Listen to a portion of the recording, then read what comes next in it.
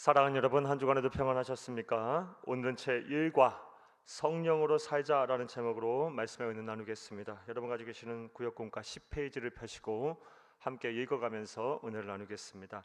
나눌 말씀은 갈라디아서 5장 16절에서 26절까지 말씀이고, 외울 말씀은 갈라디아서 5장 25절입니다. 읽겠습니다. 만일 우리가 성령으로 살면 또한 성령으로 행할지니. 아멘. 읽겠습니다. 만일 우리가 성령으로 살면 또한 성령으로 행할지니. 갈라디아서 5장 25절 말씀입니다.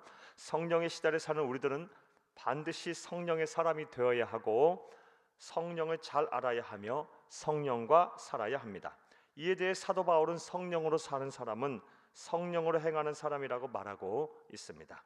따라서 성령으로 행한다는 말의 의미를 알면 성령으로 산다는 것이 무엇을 의미하는지 알 수가 있습니다.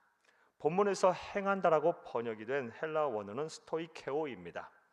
이 단어의 뜻은 발자취를 따라가다로 1세기 성서 시대에는 앞장선 대장을 따라가다는 의미로 사용했습니다.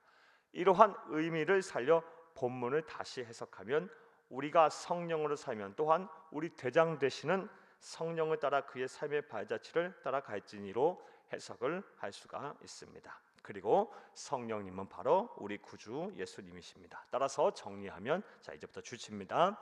성령으로 산다는 것은 우리의 대장 되시는 예수님을 따라 그의 삶의 발자취를 따라가는 것입니다. 까지 주쳐놓습니다. 그렇다면 이렇게 성령으로 살면, 다시 말해 우리의 대장 되시는 예수님의 삶의 발자취를 따라가게 되면 우리에게 어떠한 유익이 있을까요? 그렇다면부터 어떠한 유익이 있을까요? 괄호하시고요. 오늘 내용에 대한 문제의 책입니다. 자, 우리가 성령으로 살게 되면, 다시 말해 우리의 대장 되시는 우리 주 예수 그리스도의 삶의 발자취를 따라 살게 되면 우리에게 어떠한 유익이 있을까요? 첫째로 주시면서 함께 읽겠습니다. 육체의 소욕을 뿌리치고 예수 안에서 얻게 된 자유를 지키게 됩니다. 예수님의 삶의 발자취를 따라가게 되면, 성령으로 살게 되면 육체의 소욕을 뿌리치고 예수 안에서 얻게 된 자유를 지키게 됩니다. 하나님은 갈라디아서의 말씀을 통해 우리가 예수님의 그리스도 믿음으로 완벽한 자유를 얻게 되었으며 그 자유를 올바르게 지켜야 한다고 말씀하고 계십니다. 갈라디아서 5장 1절입니다. 그리스도께서 우리를 자유롭게 하려고 자유를 주셨으니 그러므로 굳건하게 서서 다시는 종의 멍에를 매지 말라. 이 말씀은 주제입니다. 예수님께서 세상에 오셔서 우리를 죄와 사망 그리고 사탄의 권세로부터 해방시키셔서 우리가 이미 자유인이 되었지만 이 자유를 올바르게 간직하고 지키지 못하면 다시 죄와 사망, 사탄의 종이 된다라는 것입니다. 까지 적어놓습니다. 그렇다면 우리가 어떻게 하면 우리가 얻은 자유를 지켜낼 수가 있을까요? 바로 또 역시 주칩니다. 우리의 육체의 소욕인 헛된 욕심 혹은 거짓된 욕망을 제어하면 되는 것입니다. 사랑하는 여러분, 예수님께서 우리에게 주신 자유, 죄와 사망으로부터의 자유, 사탄의 권세로부터 해방해 주신 그 자유를 우리가 어떻게 지켜낼 수 있습니까? 성령으로 살게 되면 됩니다. 예수님의 삶을 본받아 따르게 삶을 발자취를 따라 살게 되면 성령께서, 우리 안에 계시는 성령께서 우리의 육체의 소욕인 헛된 욕심 그리고 거짓된 욕망을 저해 주십니다. 그리고 이에 대해 성경은 분명히 말하고 있습니다. 갈라디아서 5장 16절입니다. 내가 이르노니 너희는 성령을 따라 행하라. 그리하면 육체의 욕심을 이루지 아니하니라. 즉 좋습니다. 우리가 성령을 따라 행하면, 다시 말해 성령으로 살면 육체의 욕심을 이루지 아니하게 된다는 것입니다. 그리고 17절에 보면 이것을 어떠한 원리로 그리 되어 있는지를 설명하고 있습니다. 육체의 소욕은 성령을 거스르고 성령은 육체를 거스리나니 이 둘이 서로 대적하므로 너희가 원하는 것을 하지 못하게 하려 함이니라. 갈라디아서 5장 17절입니다. 바로 주칩니다. 우리가 성령으로 살면 우리 안에 거하시는 성령님께서 육체의 소욕이 생길 때마다 그런 나의 자아를 책망하시고 가르치셔서 욕심을 버리고 죄를 짓지 못하게 하시기 때문입니다. 까지 주셨습니다. 또 우리가 우리의 대장 되시는 우리 주 예수 그리스도의 삶의 발자취를 따라 살게 되면, 다시 말해 성령으로 살게 되면 우리에게 어떠한 유익이 있을까요? 둘째로 율법 아래 있지 않게 됩니다. 주쳐놓습니다. 갈라디아서 5장 18절 말씀입니다. 너희가 만일 성령의 인도하시는 바가 되면 율법 아래 있지 아니하리라. 사도 바울은 우리가 성령의 인도하신 바가 되면, 다시 말해 성령으로 살게 되면 율법 아래 있지 않게 되는 복을 받게 된다고 말합니다. 그렇다면 여기서 율법 아래 있지 않게 된다는 말의 의미가 무엇일까요? 율법은 우리가 지켜야 하거나 또한 절대로 하지 말아야 할 계명들입니다. 그런데 그 율법을 다 지키는 것이 사실상 불가능합니다.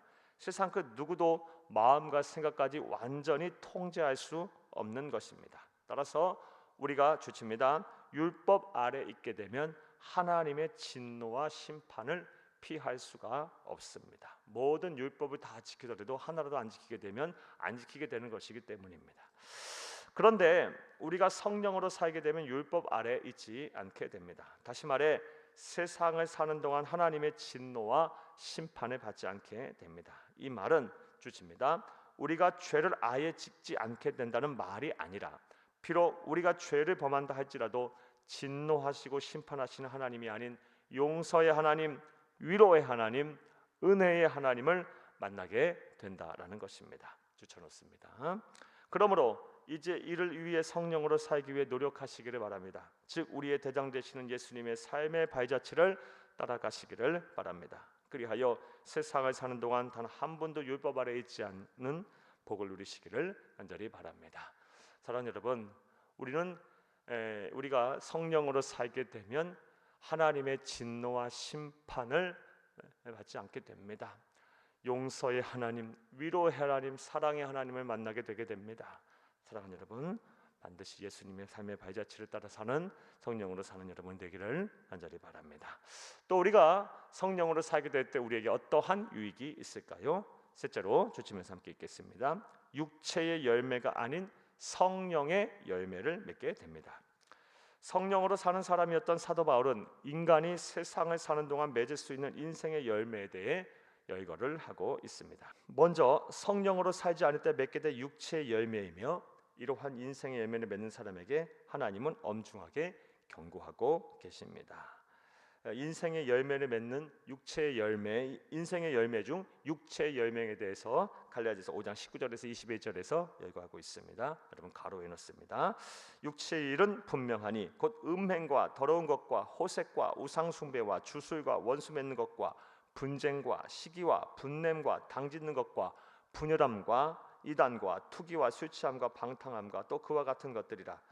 전에 너희에게 경계한 것이 경계하노니 이러한 일을 하는 자들은 하나님의 나라를 유업으로 받지 못할 것이요. 갈라디아서 5장 19절에서 21절까지 말씀 괄호해 놓고 육체의 열매 꼭 기억하시기를 바랍니다.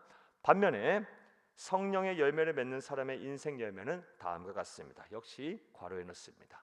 우리가 성령으로 살게 될 때 맺게 될 성령의 열매 한번 살펴보겠습니다.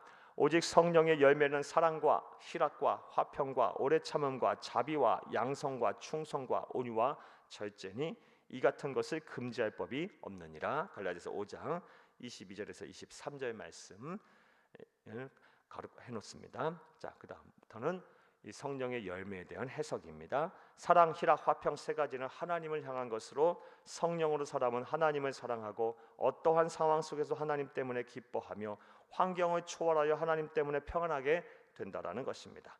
또한 오래 참음, 자비, 양선 열매는 이웃을 향한 것으로 성령으로 사람은 이웃에 대해 오래 참고 자비하며 착하게 행동하게 된다라는 것입니다. 마지막 충성과 온유와 절제의 열매는 자신을 향한 열매로 성령으로 사람은 다툼과 분쟁을 일으키지 않고 보복하지 않으며 자기를 잘 통제하게 된다라는 것입니다. 이와 같이 주칩니다. 성령의 열매를 맺는 인생들은 하나님의 나라를 유업으로 받게 될 것입니다. 즉 구원에 이르지 못할 자가 없을 것입니다. 까지 주쳐놓습니다. 사랑하는 여러분, 자 이제부터 괄호합니다. 오늘 내용에 대한 전체 요약입니다. 성령으로 산다는 것은 우리의 대장 되시며 우리의 인생의 길에 선두에 서 계시는 예수님의 삶의 발자취를 따라간다라는 것입니다. 이를 위해 예수를 닮기 위해 최선을 다하시기를 바랍니다. 그리하면 육체의 소욕을 뿌리치고 예수님이 십자가에서 생명을 내던지시면서 우리에게 선물하신 자유를 지킬 수 있을 것입니다. 다시는 죄와 사망 그리고 사탄의 마귀의 종이 되지 않을 것입니다. 또한 율법 아래에 있지 않게 될 것입니다. 즉 우리가 죄를 범한다 할지라도 진노하시고 심판하시는 하나님이 아닌 용서의 하나님, 위로의 하나님, 은혜의 하나님을 만나게 될 것입니다. 나아가 육체의 열매가 아닌 성령의 열매를 맺게 되어 하나님의 나라를 유업으로 받게 될 것입니다. 까지 괄호해 놓습니다. 오늘 내용에 대한 전체 요약이었습니다. 부디 말씀을 들으시는 모든 분들에게 이러한 은혜와 실천이 충만하시기를 간절히 주의 이름으로 축복합니다. 할렐루야. 말씀과의 만남을 보겠습니다. 1번, 예수님의 그리스도 믿음으로 자유를 얻은 우리가 자유를 지키기 위해서 어떻게 해야 할까요? 바로 육체의 소욕을 우리 안에 계시는 성령의 능력으로 제어하면 되는 것입니다. 성령으로 살게 되면 우리 안에 계시는 성령님께서 반드시 육체의 소욕, 헛된 욕망, 거짓된 탐심, 거짓된 마음들을 제어하여 우리로 하여금 예수님께로 받은 자유를 지키게 하실 것입니다. 자, 2번 보겠습니다. 성령으로 사는 자들이 성령의 열매를 맺게 될 때 무엇을 유업으로 받게 되나요? 하나님의 나라, 즉 구원을 받게 됩니다. 3번 보겠습니다. 올 한 해 동안 어떻게 성령으로 살아가야 할지를 생각해보고 그 다짐을 함께 나누어 봅시다. 사랑하는 여러분, 성령으로 산다라는 것은 다시 말씀드리면 우리 주 예수 그리스도의 삶을 본받고 그 삶을 따라 산다는 것을 말합니다. 예수님이 바로 성령님이십니다. 예수 닮게 노력하시기를 바랍니다. 예수님의 성품이 내 인격이 되고 예수님의 사역이 내 사역이 되며 예수님의 꿈이 우리의 비전이 되기를 간절히 바랍니다. 오직 예수만을 바라보고 사는 여러분 되기를, 한 해가 되기를 다시 한번 간절히 주의 이름으로 축복합니다. 감사합니다.